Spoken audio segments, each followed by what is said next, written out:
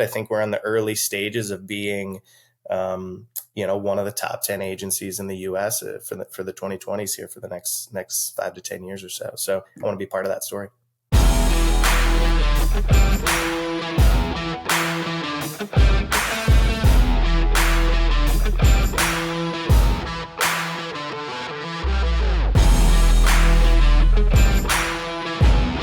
Welcome to Digital Hospitality. I'm your host, Shawn Walchef. This is a Cali BBQ Media production. We believe that all businesses need to be digital first, and especially brick and mortar businesses. But we also believe that every business is in the hospitality business, whether they know it or not. We started this show back in 2017 on a curiosity journey, trying to find other technologists, storytellers, business owners, entrepreneurs who believed that the world was changing at a very rapid rate. Here we are now. We have a media company on top of our restaurant. We work with some of the biggest brands and best-in-class technology brands in the restaurant space, and it gives me the opportunity to have really cool conversations. If you're new to the show, welcome. Today we have Kevin Planovsky. He is principal head of growth at Croud. They are building the world's most exciting agency business. Kevin, welcome to the show. Thanks, man. I'm excited to be here. What does digital hospitality mean to you? Digital hospitality means finding a way to humanize. I'm coming up with it on the spot. Finding a way to more humanize and personalize a guest experience through innately non-human channels, digital channels. You said on your LinkedIn bio, you want to make a splash on every screen. Did I? When did I say that? Wow. I don't know, but I don't know.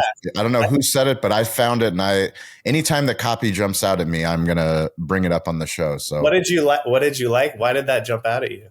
Omni-channel storytelling. We believe in audio, video, words, images. Be the show, not the commercial. The problem that we see with a lot of brands when they get into marketing, they start to sell and no one wants to be sold to. No one goes onto social media to go, I can't wait to see an ad. Yeah. When we sit at home and watch TV, it's not like, oh, thank God the commercial came on.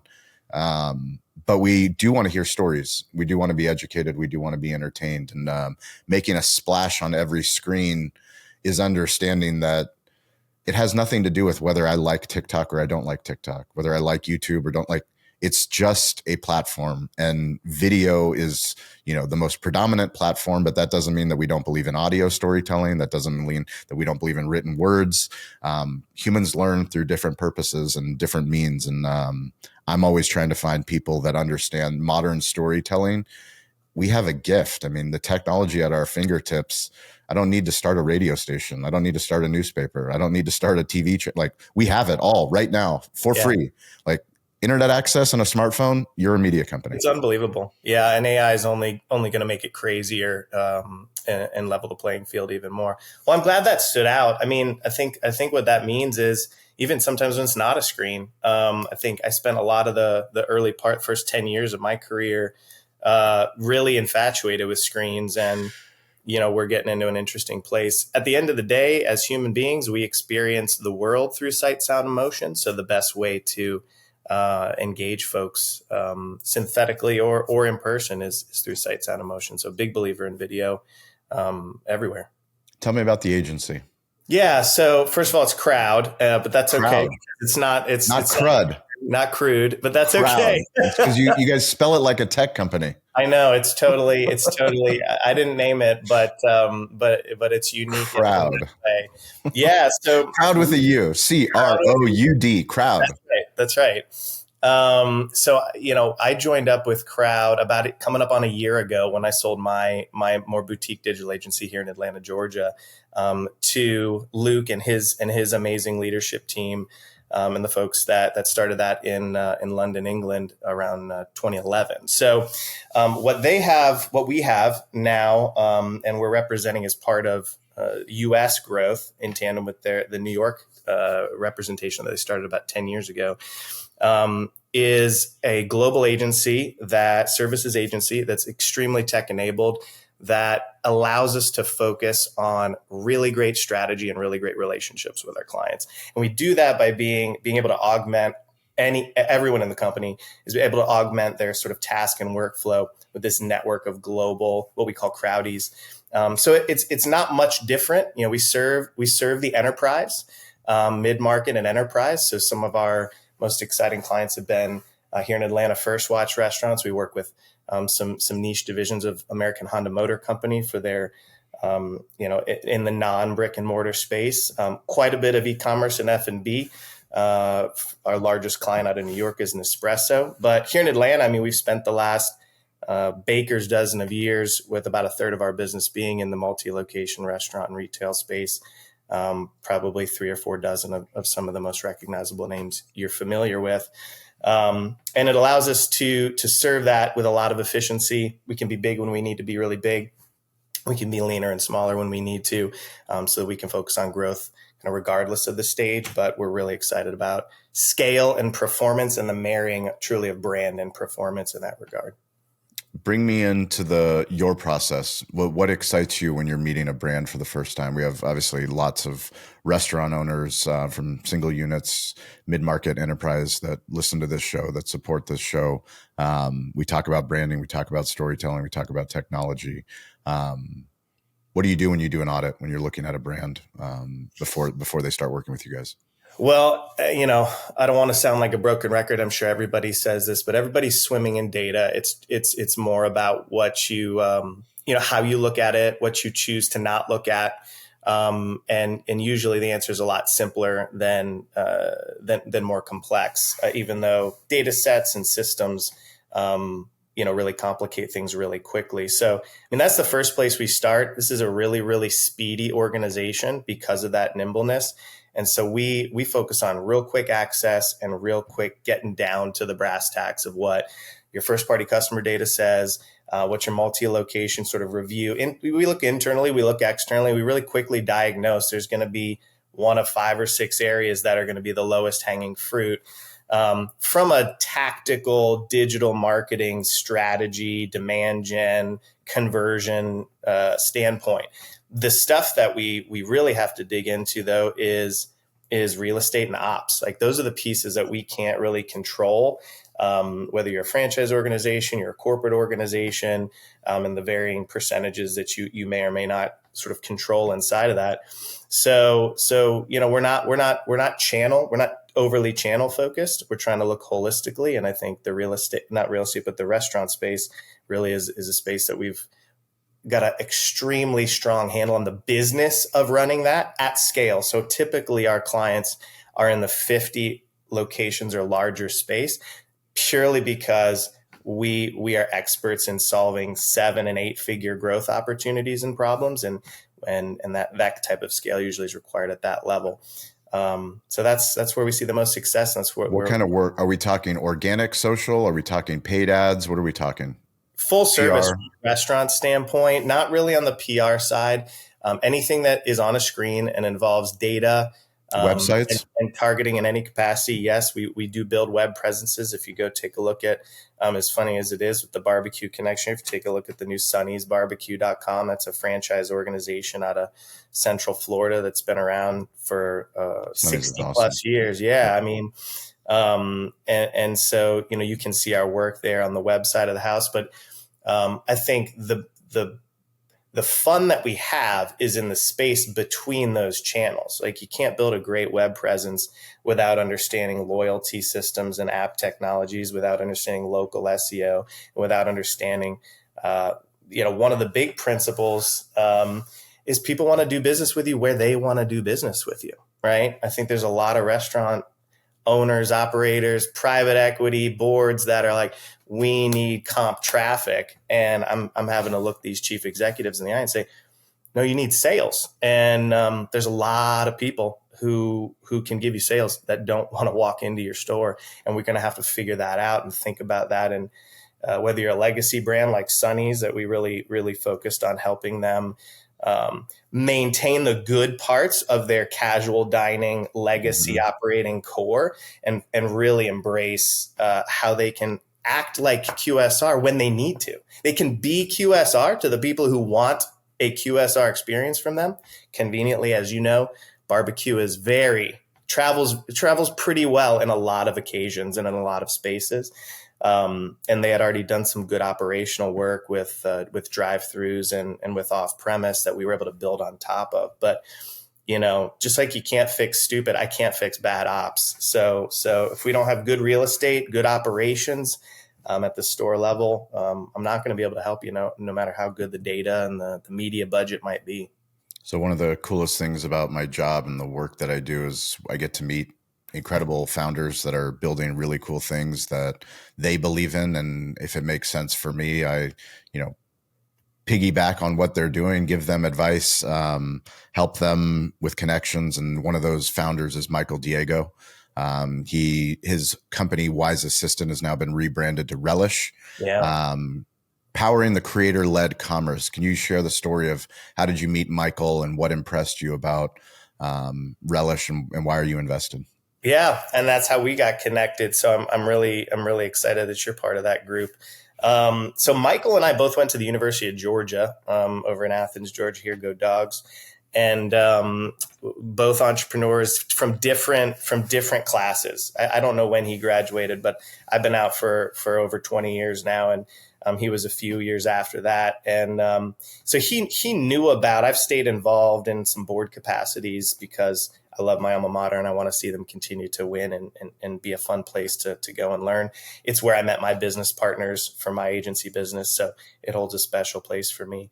So he somehow knew about me as a result of that involvement and reached out cold. And honestly, that's the reason, right? That's the reason why I ended up getting involved in investing. Probably how you got introduced to him as well. He's unafraid, unabashed, maybe a burgeoning super connector, but, you got to invest in people.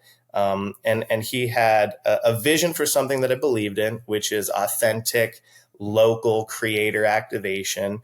I saw the need for that in my business and in the businesses of my clients on the restaurant space and beyond. And that head start and that vision for the future and the technology he was building to activate that, combined with his unafraid, I'm going to figure this out, I'm going to keep on keeping on, and I know that I need to rely on and reach out to other people to help me get there. I was like, I think this guy's going to keep fighting, and he's going to win eventually, because nothing's really going to stop him or hold him back. So that's how I got involved, and it's really fun. I really enjoy coaching. I believe that to be a good business person, good entrepreneur, and really good human, you gotta learn lessons the hard way, which is make mistakes and go through pain, but it doesn't have to take that long. Like, you can accelerate the process of the mistakes and the pain with the right coaching. So I'm not here to help Michael not make those mistakes. Some of them are worthless, but accelerate that process. For sure. And anybody that's interested in restaurant influencer marketing, we did a YouTube video with Michael. They did an activation at Cali Barbecue. We had Vince, who's our creator, on staff, as well as a bunch of other local creators that we got on platform through Relish. So if you're interested in getting local influencers to your community, if you own multiple restaurants, wherever you are, reach out to me. I'll connect you with the Relish team and Michael. They're phenomenal. Kevin, tell me a little bit about what you're building now. What are you building for this year? What gets you excited? What pulls you out of bed in the morning? Yeah, so I'm really excited about the platform, that combination with the platform that Croud is building, and then some of these coaching relationships that I have with Michael and others. I think right now I'm both still have a healthy fear and am being very, very optimistically excited about how AI is going to transform everything that we do. And I'm excited that Croud seems to have a really good head start, a platform for that. That's the reason that we joined up with Luke and Dean and Chris and their whole crew. So we're focused on U.S. growth and expansion. I think that the traditional agency model is pretty broken, and we're seeing that happen for those in the audience that do work with agencies at any sort of national or global scale. There's a lot of fractures happening with the WPPs of the world and all of that stuff. I'm really excited at the momentum that they've created, that we've been able to build into that. Now, coming up on a year later, what we had is a really capable team that equipped with this Croud model, has been able to get more done with less, which is kind of the MO of the age we live in, and increase our client stack, increase our revenue, and I honestly increase the quality of the work life of our team because of the augmented nature of this Crowdy network. And AI we're working on infusing that through that network, and it's only going to make that much better. So that's what gets me excited. I think we're in the early stages of being, one of the top 10 agencies in the US for the 2020s here for the next 5 to 10 years or so. So I want to be part of that story. That's awesome. If you guys are watching this, we just launched a restaurant technology Substack newsletter. So you can go to Substack, search restaurant technology. Please check it out. We are sharing some deep work. We do lots of shows, lots of different channels, but this restaurant technology obviously is something we believe deeply in. Please go and check that out. Kevin, before I let you go, I need to talk to you about your personal tech stack. Are you an Android or an iPhone user? Man, I was an Android for a decade, and then my wife pulled me over to the light side, I guess. I don't know. I'm all in mostly because of Messenger and FaceTime.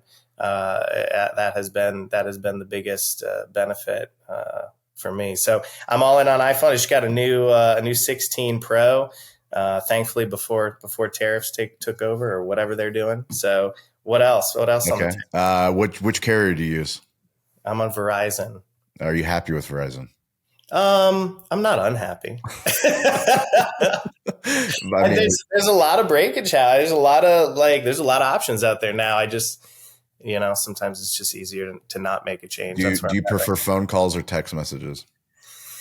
Depends on the occasion. I can tell you this. I am this year has been a focus of the more in-person interactions. I am biased towards in-person interactions these days. So I'm trying to curb the convenience addiction, and when possible, push for an in-person, because I think there's some real magic happens, and it's too easy. The default mode now is virtual, so you got to kind of push for the good stuff. How many group texts are you in? Not too many. It's mostly family oriented. Probably four group texts. Yeah. How many emails do you get a day? Oh my God. I don't even know. I think I'm at inbox 10,000. No. Let's talk about your notification management. How many do you have notifications on? If we pulled up your phone, are they all notifications? No, I've shut notifications way down. It's to the point that, here's another thing I really like about this stage that I am in, that this our business is in, that Croud is in, they've helped, is just extreme focus. I got one KPI for the year. I'm focused exclusively for the U.S. team on net new growth, relationships, partnerships, and business development, and everything else is a distraction. And so we've got really great teams that have their own individual KPIs. So I am kind of obsessing about not work-life balance, but like work-life priority. Yeah. I don't know the balance. If you get the priorities right, you'll be in balance, right? And so I'm focused on my kids right now are 13, 12, 11, and 9. So I'm focused on prioritizing the right things for my kids at this time, prioritizing the few right key things that I am responsible for and happen to be best at, I believe, with my role and in my organization.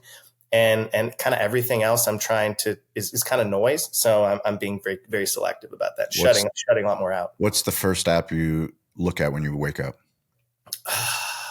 I mean, it's usually my alarm, which I shut off and sleep for 10 more minutes. But it's probably my calendar, just to make sure that I've got a good handle on it. Because with 4 daughters right now in 3 different schools, that's changing next year. It's just a lot of logistics. And if I don't, I messed something up yesterday and it just ruins the whole day. And so as long as I got the right priorities in order and I've got a good handle on, when I need to leave one place to get to the next, take a call on this, make sure I'm in a place to sit down and jump on a podcast or whatever it might be, then I'm able to accomplish a lot more of the right stuff. Yeah. Google Maps, Apple Maps.